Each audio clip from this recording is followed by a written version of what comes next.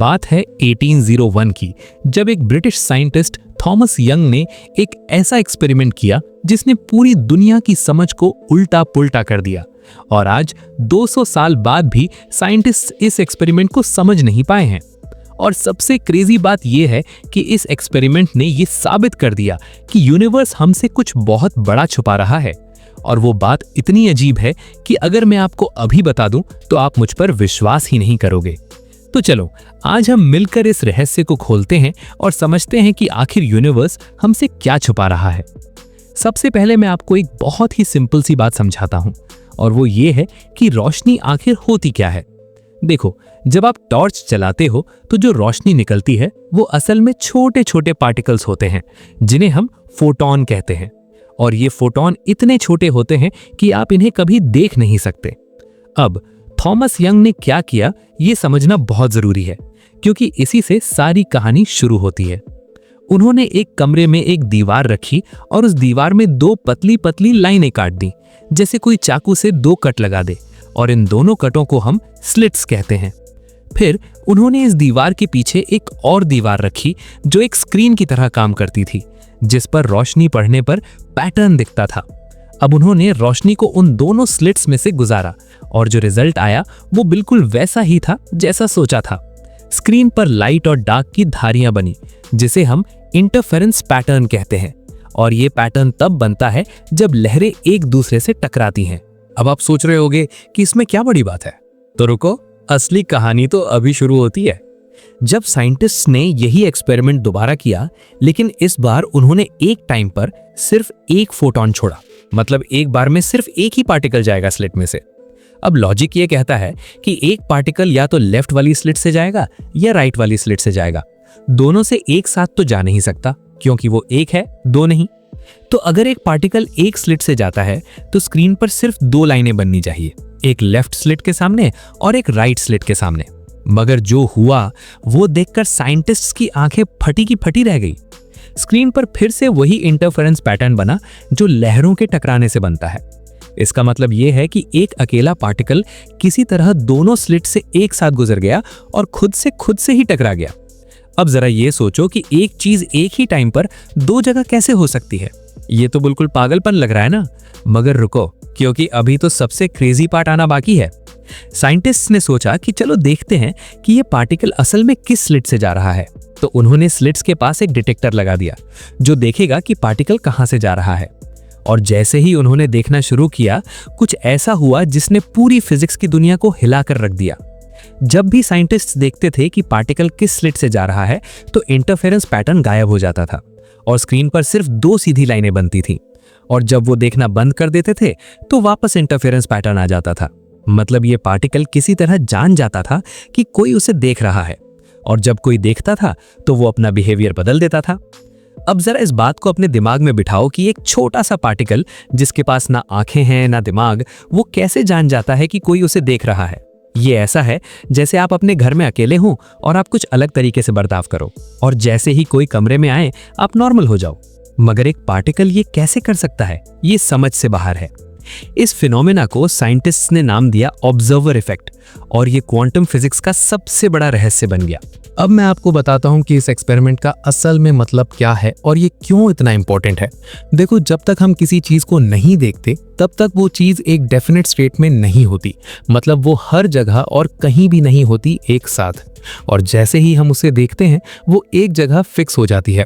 ये ऐसा है जैसे कि जब तक आप किसी कमरे में ना जाओ तब तक उस कमरे में रखी चीजें हर पॉसिबल पोजीशन पर होती हैं, और जैसे ही आप कमरे में घुसो वो एक पोजीशन पर आ जाती हैं। अब ये सुनने में पागलपन लग रहा होगा, मगर यही क्वांटम फिजिक्स की बेसिक बात है। और सबसे डरावनी बात यह है कि अगर ये छोटे पार्टिकल्स पर लागू होती है तो क्या ये हम पर भी लागू होती है, क्योंकि हम भी तो इन्हीं पार्टिकल से बने हैं। अब एक और बात जो इस एक्सपेरिमेंट ने साबित की वो ये है कि पार्टिकल्स एक साथ वेव यानी लहर और पार्टिकल दोनों होते हैं। जब कोई नहीं देखता तो वो लहर की तरह बर्ताव करते हैं, और जब कोई देखता है तो वो पार्टिकल बन जाते हैं। इसे साइंटिस्ट वेव पार्टिकल डुअलिटी कहते हैं, मतलब एक चीज एक साथ दो अलग अलग फॉर्म में हो सकती है। अब सोचो कि अगर बेसिक लेवल पर रियलिटी इतनी अजीब है तो जो दुनिया हम देखते हैं वो असली है भी या नहीं? और यही वो सवाल है जिसने दुनिया के सबसे बड़े साइंटिस्ट को परेशान किया हुआ है पिछले 100 सालों से। अब मैं आपको एक और चीज बताता हूं जो इससे भी ज्यादा क्रेजी है। जब साइंटिस्ट ने इस एक्सपेरिमेंट को और आगे ले गए तो उन्होंने एक ऐसी चीज डिस्कवर की जिसका नाम है क्वांटम एंटेंगलमेंट। ये ऐसी चीज है जिसे खुद आइंस्टाइन भी नहीं मान पाए थे, और उन्होंने इसे spooky action at A distance कहा था, मतलब भूतिया जैसी हरकत। तो क्वांटम एंटेंगलमेंट होता क्या है? चलो इसे सिंपल तरीके से समझते हैं। मान लो आपके पास दो पार्टिकल्स हैं जो एक साथ पैदा हुए हैं और इन दोनों का एक खास कनेक्शन है। अब आप एक पार्टिकल को चांद पर भेज दो और दूसरे को अपने पास रखो। अब जब आप अपने पास वाले पार्टिकल को देखोगे और उसकी कोई प्रॉपर्टी पता करोगे तो उसी सेकंड चांद पर गया हुआ पार्टिकल भी अपनी प्रॉपर्टी फिक्स कर लेगा, और ये इंस्टेंट होता है, मतलब एक सेकंड की देरी भी नहीं। अब प्रॉब्लम यह है कि आइंस्टाइन ने बताया था कि कुछ भी लाइट की स्पीड से ज्यादा तेज ट्रैवल नहीं कर सकता, मगर ये इंफॉर्मेशन तो इंस्टेंटली ट्रांसफर हो रही है, मतलब लाइट की स्पीड से भी तेज। तो क्या आइंस्टाइन गलत थे या फिर कुछ और ही हो रहा है जो हम समझ नहीं पा रहे? साइंटिस्ट आज भी इस बात पर रिसर्च कर रहे हैं और कोई पक्का जवाब नहीं है। अब एक और मजेदार बात बताता हूं। कुछ साइंटिस्ट का मानना है कि ये सब इसलिए हो रहा है क्योंकि हम एक सिमुलेशन में जी रहे हैं। जैसे वीडियो गेम में जब तक आप किसी एरिया में नहीं जाते तब तक वो एरिया लोड नहीं होता, ठीक वैसे ही यूनिवर्स भी काम कर रहा है। जब तक कोई नहीं देखता तब तक रियलिटी अनडिफाइंड रहती है, और जैसे ही कोई देखता है वो रेंडर हो जाती है। ये थ्योरी सुनने में साइंस फिक्शन लगती है, मगर कई सीरियस साइंटिस्ट इस पर काम कर रहे हैं। अब चलो थोड़ा और गहराई में जाते हैं और देखते हैं कि यूनिवर्स और क्या-क्या हमसे छुपा रहा है। आपको पता है कि जो कुछ भी हम देख सकते हैं, सारे तारे, सारी गैलेक्सीज, सारे प्लैनेट्स, ये सब मिलाकर पूरे यूनिवर्स का सिर्फ 5% है। हाँ, आपने सही सुना, सिर्फ 5%। बाकी का 95% यूनिवर्स ऐसी चीजों से बना है जिन्हें हम देख नहीं सकते, छू नहीं सकते और समझ नहीं सकते। इसमें से 27% है डार्क मैटर और 68% है डार्क एनर्जी। अब डार्क मैटर क्या है ये जानना बहुत जरूरी है। देखो, जब साइंटिस्ट्स ने गैलेक्सीज को घूमते हुए देखा तो उन्हें कुछ अजीब लगा। गैलेक्सीज इतनी तेजी से घूम रही थी कि जितने तारे उनमें हैं उनकी ग्रेविटी से वो बिखर जानी चाहिए थी, मगर वो बिखर नहीं रही थी। मतलब कोई ऐसी चीज है जो उन्हें एक साथ बांध कर रखी हुई है, मगर वो दिखती नहीं है। इसी अदृश्य चीज को साइंटिस्ट्स ने नाम दिया डार्क मैटर। और सबसे अजीब बात यह है कि 50 साल से ज्यादा रिसर्च के बाद भी हमें नहीं पता कि डार्क मैटर असल में है क्या। हमें बस इतना पता है कि वो है और वो गैलेक्सीज को बांधे हुए है, मगर वो बनी किस चीज से है ये आज भी एक रहस्य है।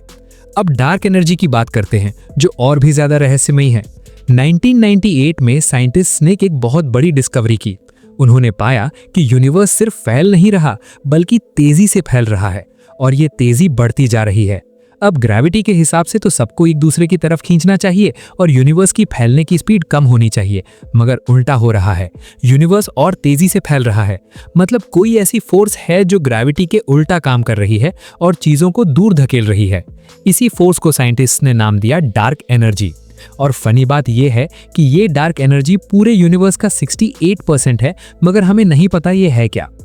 तो जरा सोचो कि जिस यूनिवर्स में हम रहते हैं उसका 95% हिस्सा हमारे लिए एक कंप्लीट मिस्ट्री है। अब एक और बात जो बहुत लोगों को नहीं पता वो ये है कि हम सब असल में खाली हैं। जी हाँ, हमारा जो शरीर है वो जिन एटम से बना है उन एटम्स में 99.9999% खाली जगह है।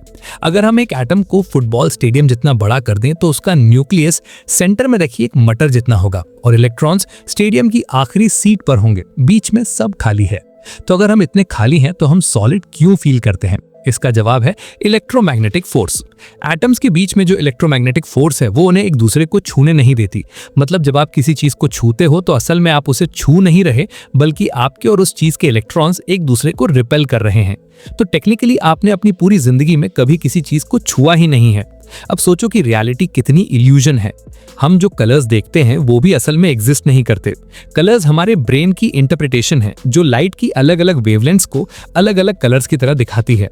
एक्चुअल रियलिटी में कोई कलर नहीं है, बस इलेक्ट्रोमैग्नेटिक वेव्स हैं जो हमारी आंखों पर पड़ती हैं और हमारा ब्रेन उन्हें कलर्स में ट्रांसलेट करता है। तो जो दुनिया हम देखते हैं वो एक्चुअली वैसी है ही नहीं जैसी हम देखते हैं। अब एक और एक्सपेरिमेंट है जो और भी ज्यादा माइंड ब्लोइंग है और इसका नाम है डिलेड चॉइस क्वांटम इरेजर। ये एक्सपेरिमेंट डबल स्लिट एक्सपेरिमेंट का एडवांस्ड वर्जन है और इसने तो टाइम की पूरी कॉन्सेप्ट को ही क्वेश्चन में डाल दिया। इस एक्सपेरिमेंट में साइंटिस्ट्स ने पाया कि फ्यूचर में लिया गया डिसीजन पास्ट को चेंज कर सकता है। जी हाँ, आपने सही सुना।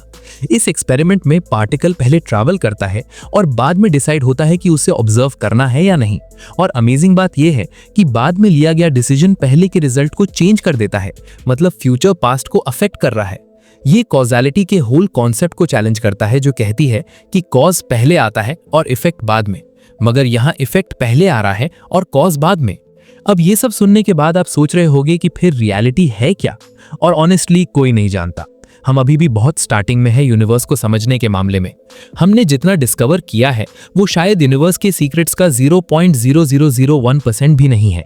अब एक और इंटरेस्टिंग बात बताता हूँ।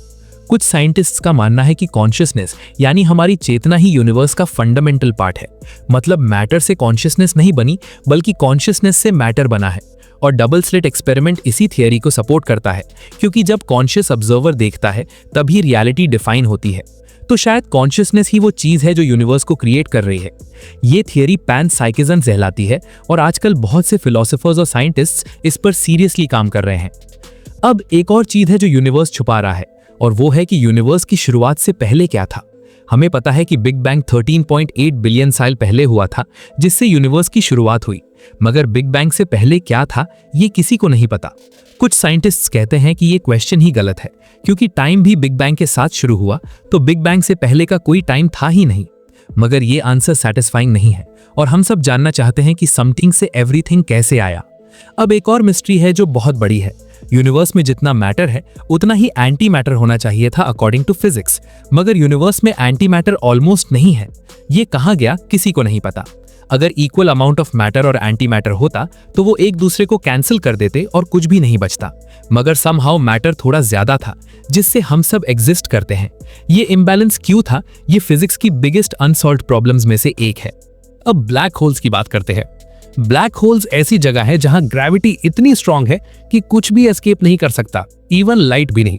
और ब्लैक होल के सेंटर में होता है सिंगुलैरिटी, जहां पर सारी फिजिक्स की लॉज फेल हो जाती हैं। सिंगुलैरिटी पर स्पेस और टाइम का कोई मीनिंग नहीं रहता। और इंटरेस्टिंग बात यह है कि एवरी गैलेक्सी के सेंटर में एक सुपर मैसिव ब्लैक होल है, इंक्लूडिंग हमारी मिल्की वे गैलेक्सी में भी।